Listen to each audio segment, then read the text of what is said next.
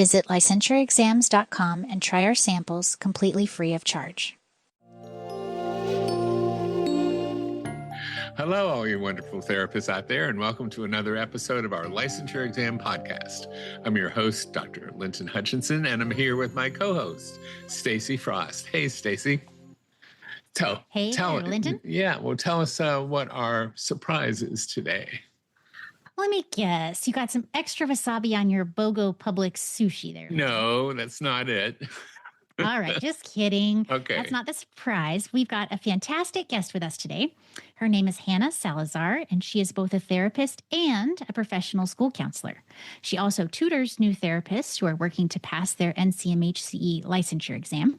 So if you need some one-on-one tutoring, send Hannah an email at info@thegoodneuron.com, and I'm sure she'll get you up to speed for your exam. Welcome, Hannah. Hi, guys. Thanks so much for having me today. Really? Oh, today's episode, we're going to talk about neurodevelopmental disorders that you may seem to know for the exam. We'll be talking about autism spectrum disorder, attention deficit hyperactivity disorder, and specific learning disorder.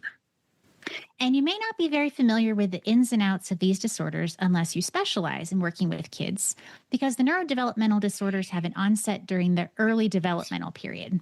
Although you might see an adult client who has neurodevelopmental issues that have gone undiagnosed until they wind up in your office. I see a lot more of that when I go to Publix and you look at the little magazine racks, there seems to be more about adult ADHD. Have you noticed that? Mm-hmm. Yeah. So really, it's actually pretty common for ADHD or autism spectrum disorder to go really undiagnosed until adulthood, where the increased responsibilities and demands of adulthood seem to start to overtake the coping strategies that person developed when they were a child. So it's good to have a solid working knowledge of these disorders. And it's really essential because as a therapist, you'll be working with adults that are exhibiting these characteristics. So let's kick it off with autism spectrum disorder. And Hannah, I know that you've got expertise in working with kids on the spectrum. So could you walk us through the DSM-5-TR criteria and some key diagnostic features that therapists will need to know about autism spectrum disorder? We can also just shorten it and call it ASD. Yeah. So I actually started working with autism spectrum disorder, or ASD. Oh my gosh, almost 10 years ago now. It's insane. So I started working way back in 2017. But when we're talking about diagnosing any disorder, it's really, really important to understand what the disorder is and the symptoms that come with it. It's also important to understand what is going on in the brain and why the disorder is manifested the way it is.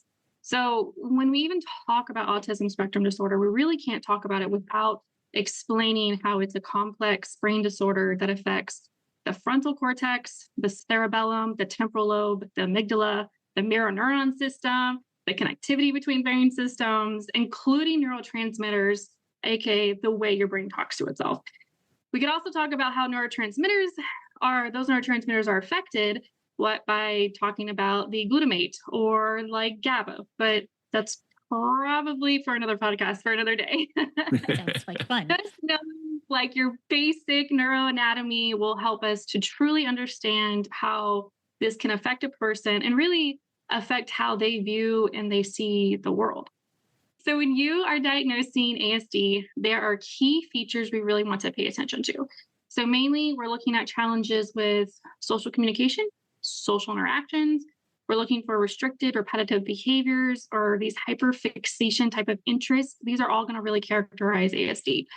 Specifically, when we talk about what the DSM-5-TR criteria focuses on these persistent deficits. So we're looking at all of these things all together. So what does it all mean?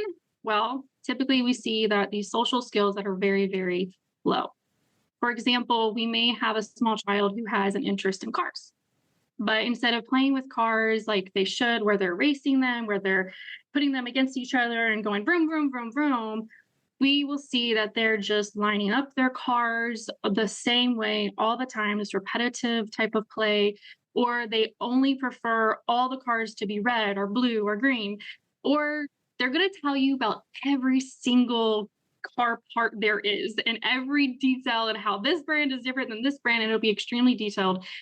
But we'd also be looking at how they're going to react to changes in their daily routines and schedules, if they're making eye contact with others, if they communicate to others their wants and needs effectively. All of these things are going to paint that picture.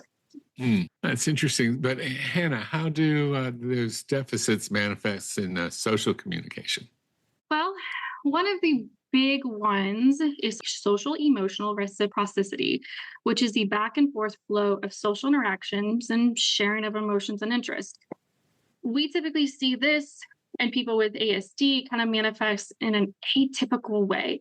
It might be hard for them to gauge their emotions or interests because they don't know how to openly share what they're thinking or what they're feeling.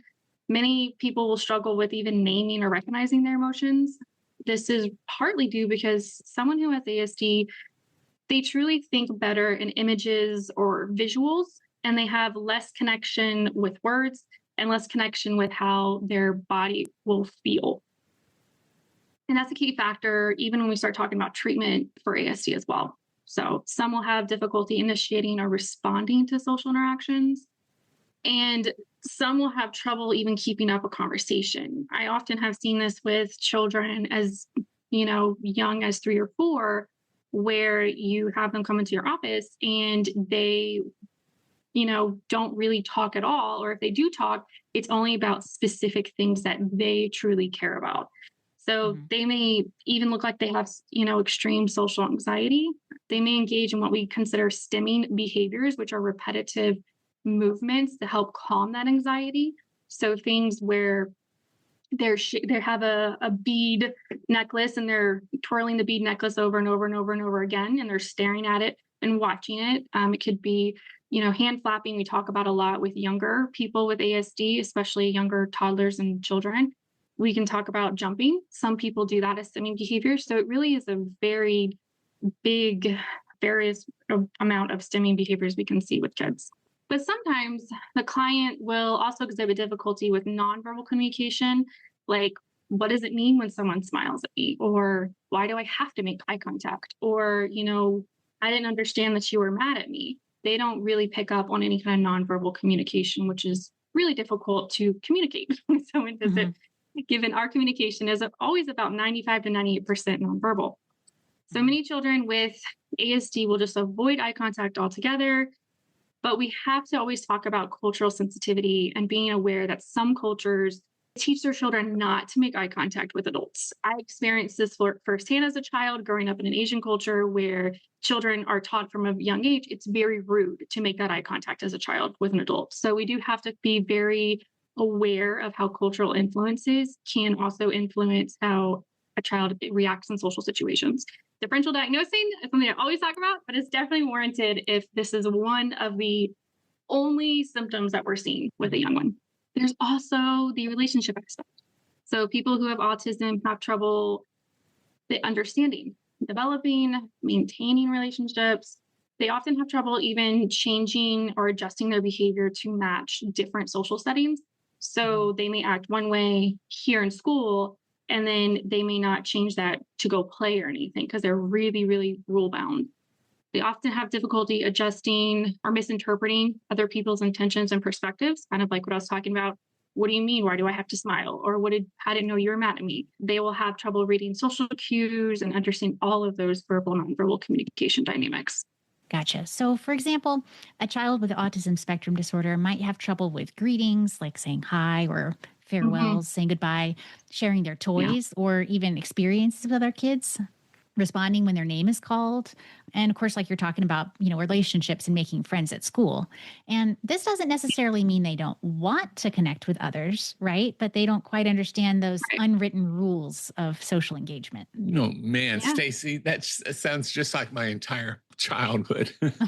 I guess it didn't help that I wrote backwards and upside down, but it made perfect sense to me. But my teachers were always on my case about something. And the fact that I had a stutter didn't help at all. Kids really didn't want to be my friend. So I was always picked last for whatever game was going on. And as far as adults, sure, I didn't want to respond or interact with anybody. Oh, well, I'm sure you made that up in later years. Yeah, I guess so. It's also, I think that brings up a great point, because it's really important for us to view autism spectrum, as the name implies, that autism is on a spectrum. So no two cases are the same. So like I was saying before, when early in my career, I was working at Florida Autism Center, and one of my colleagues told me something I don't think I will ever forget. They said, if you meet one person with autism, you've met one person with autism. Oh, that's cool. Right? Yeah. And that stuck with me, because if you think about it that way, and you think about how big the spectrum is, and we can have, all these different kinds of characteristics on it. But if you think about that, it really helps to view each case with that mindset of, yes, you've seen autism cases before, but you haven't seen this one. Right. Mm-hmm. And so we have to it's really important to internalize that, and really important to approach each case that you come across with an open mind, as well as understanding how each person's lived in experiences are just unique to them. Some people will have, I've, definitely seen people with very mild challenges. So just kind of very shy, very introverted, little bit of that social anxiety, what we would consider, oh, you're just a little awkward with people, versus sometimes we see people where they're nonverbal, right? We have people that use iPads for communication. You have substantial supports built into their lives all the time.